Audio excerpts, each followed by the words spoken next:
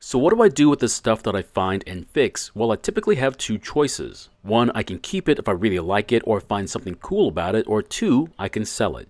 Now for this one, I decided to sell it, and well, that was last year, so why is it back then? Did something really bad happen to it, or was it something really dumb? The best part, at least for me, is that I get to see how it's been treated, and this one certainly has a story to tell. In today's video, we're going to be looking at this Craftsman lawnmower, and the problem is that it won't start. So here's the weird part. At the time of filming this repair, it's at least 2 months into the mowing season. So did this just happen, or has it been this way for the last 2 months? It's sad to say this, but I know that I always say I don't want to know too much about the issue, but the timeline on this one has me very curious. Now, I'm going to try and repair this mower, but yours might be a little different, so this might not work on yours. So if things are not working out for you, like in the video, please ask about it. I'll be glad to answer your questions. So I was able to get more information about this lawnmower, and it turns out they did not run the mower out of fuel at the end of the last mowing season, so of course they had carb issues at the beginning of this season. They ended up asking a family member to change out the carb, which is just fine, but they still couldn't get it to start, and informed them that the brake cable was broken and needed to be replaced. And for some reason, that's when they decided to contact me. I guess they didn't want to be responsible for finding and replacing the correct cable, but replacing the carb was just fine. I'm not really sure why it happened that way, but it's my problem now. I did double check the cable, and there certainly was an issue with it, so their diagnosis was correct. But I do want to look over the machine and make sure it's in working condition, and I also want to make sure that the engine does start and run. After that, I'll then get to work fixing the broken parts and also performing its yearly maintenance. That way, when they get it back, it'll be ready for the rest of the mowing season. Of course, to get the engine to start, I'll have to bypass the kill switch and release the flywheel brake, which if you didn't know, that's what the brake cable does.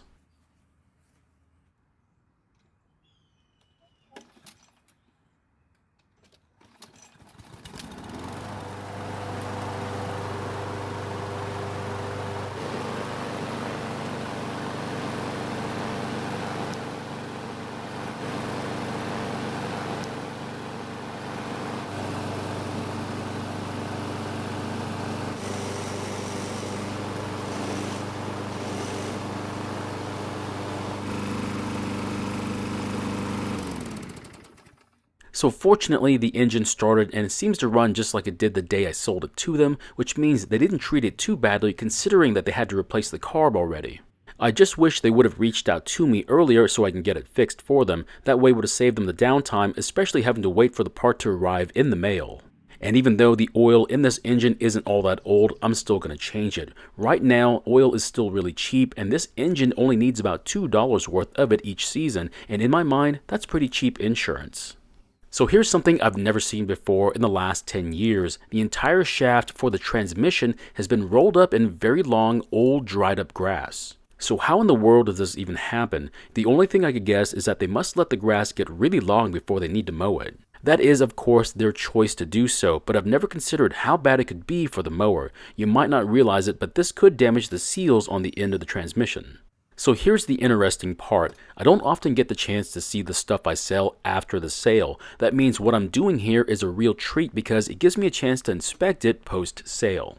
And this one does not disappoint. So I'm going to go through this mower and try to figure out how it's been treated, and see if I can figure out what future issues it's going to have. And so far, by the looks of this mower, it should be pretty interesting, if not a bit disturbing.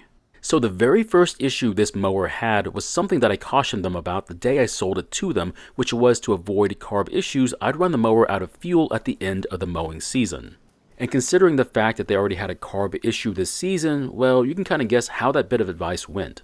The second item that I didn't show you was that this mower comes with a push button start, which means it has a starting battery. Now, I did give them the charger for it, and I told them how they needed to charge the battery, but as you can expect, the electric start does not work on this mower because the battery is dead. So they didn't listen to my instructions on how to use the charger either, but then again, I was already expecting this to happen anyway. Luckily for them, they're still young, and pulling on the rope to start this mower shouldn't be a real issue, at least not yet.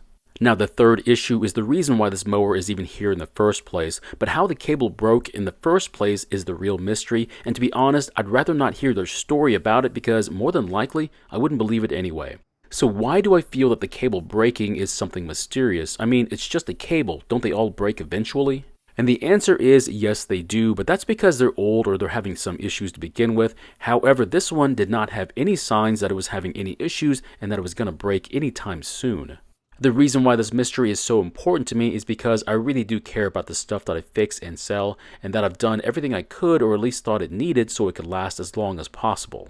So this one coming back in a year doesn't seem right to me, and I need to find out if it was something that I missed or if it was just a complete accident and unavoidable. Now maybe I'm being too hard on myself and I would totally agree with that statement, but my brain has to have an answer to this mystery, otherwise it's not going to let me rest until I do. There's also one other issue that I'm quite surprised about, and that's the slow oil leak that this engine seems to have. If you saw the video from the last time I had this mower, it was pretty clean, but after a year or so, you can see that it's developed a small oil leak which is also absorbing quite a bit of dirt. I can only guess that either the O-ring for the fill tube or the sump gasket has a slow leak coming from it. The only other place that it could come from is the top oil seal, which I've never heard leaking before, so why am I just talking about it instead of trying to find it and fix it? So this is the tricky part, and I'm going to use a great example, and after that, I think you're going to understand the situation. Have you ever gone to get your oil changed at one of those buildings that mostly do oil changes? You know, they get you in for a $30 or $50 oil change, but try to upsell you on other services like filters and wiper replacement. They'll make it seem like it's not a big deal since you're already there anyway, and you say, sure, go ahead. But when you get the bill, not only did they charge you for a $30 oil change, but the air filter and cabin filter was an additional $100. That's when you realized you've been had and that you never asked them what the cost was because you had no idea how much they were going to charge for all the parts. You then try to make an argument about how high the price is, at which point they're going to give you a small discount, and that makes you both happy. You pay and then you leave. Of course, you're probably never going to come back, and to be quite honest, they don't want you to come back because they won't be able to use the same scam on you as far as filters go,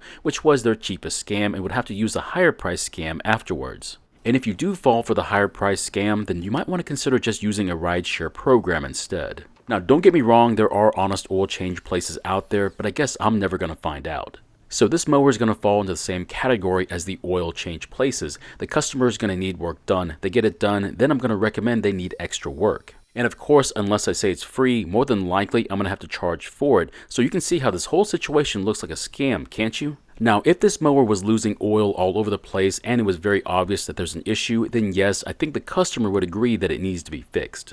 But the oil leak is not that bad, at least not yet, so I'm not going to bring it up. Now, you might be saying that I need to be more transparent, but there's an issue.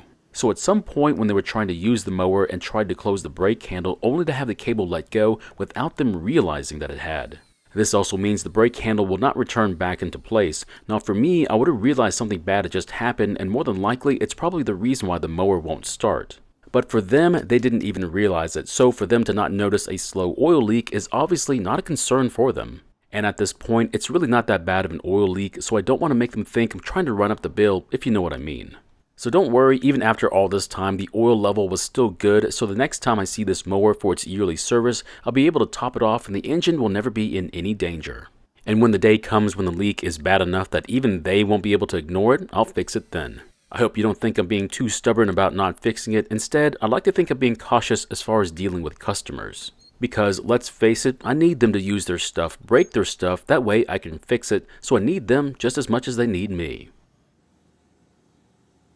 After getting the new cables on, sharpening the blade, and also cleaning off any dirt and oil, I'll just refill the oil, being careful not to overfill it. After that, I thought I was done until I realized how sticky the self-propel lever was. Now it still works, but it could be better. So what I'm going to do is take it apart and lubricate it, but do I really need to do this? And the answer is yes, unfortunately.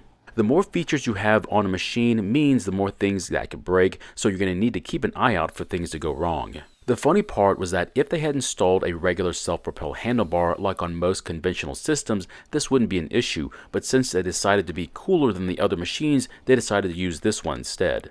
But after you see how it works on the inside, it seems to be a bit complicated, and you know what happens when you make things complicated, right? It means fixing it can be complicated if not a bit expensive. For me, I'll take a regular handle any day over this style. Now, you might be thinking to yourself, hey, I didn't see that the factory had put any lube in there, so are you going to mess it up by putting some in there and it collecting dirt later on? And the answer is yes. Putting lube in here will eventually track dirt and could cause more problems later on, but I think not putting lube in here from the factory was done on purpose to avoid liability. Think about it, if you have two parts making contact and they need to slide past each other or they need to rotate against each other, wouldn't you think that you would need something to keep them from binding up? Now when all the plastic parts are brand new, they probably won't bind up, but after some time they're going to have some wear on it and eventually it will fail to rotate or slide past each other without binding. And the solution is to apply a lube either during manufacturing or some point afterwards, but when you do, you'll need to continue doing it. No, I didn't lube the wheels this time because I did it in the last video, and as you can see, even a year later, it's still very easy to push this mower around. Now, it's very unfortunate that the electric start does not work, but at least this mower is very easy to start. All you have to do is give it a very nice and gentle pull, and it should start without having to break a sweat. Just remember this, if you have to pull on the rope with a lot of force and you have to pull on it more than a couple of times, something is wrong and needs to be fixed.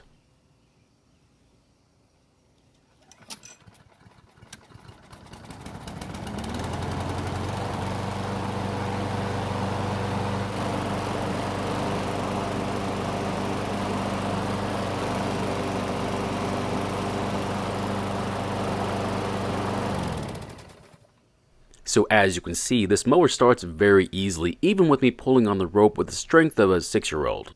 Now, if you have to pull on the rope while pushing the mower away from you, and on top of that, you need to pull on the rope several times to get it to start, whether it's hot or cold, then you might need to service the carb, have the compression checked, or it may be as simple as needing a new spark plug.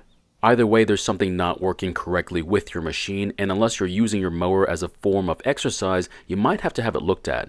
I'm never going to say your choice of exercise is a bad choice, but I'd rather separate it from my yard work, although you do get quite a good workout, especially if your self-propel doesn't work like on my own personal mower. Now at this point, this mower is done and I need to give it back to them, and hopefully they'll take some of my advice on how to avoid the same issues this next season, but I don't have to tell you how I think it's going to go though. I really wish I could get them to at least do the most basic stuff to make sure this mower is going to last, but I have very little hope for them. Now, is it because I think they're hopeless when it comes to doing basic maintenance? No, not at all. I think they would do a great job of it. I just think they have other pressing matters they're focusing on, and this, well, is not really that important to them. And besides that, they have someone who will fix it for them when it does have an issue, so why in the world would they even bother with it themselves when they don't have to? So my question is, have you ever bought something knowing that you didn't have to take care of it because you already have someone who can fix it? It could be a repair shop, a family member, or even a spouse. Thank you so much for watching. I really appreciate your time here. Please feel free to ask me any questions about this project or about your own projects, and I hope to see you in the next video.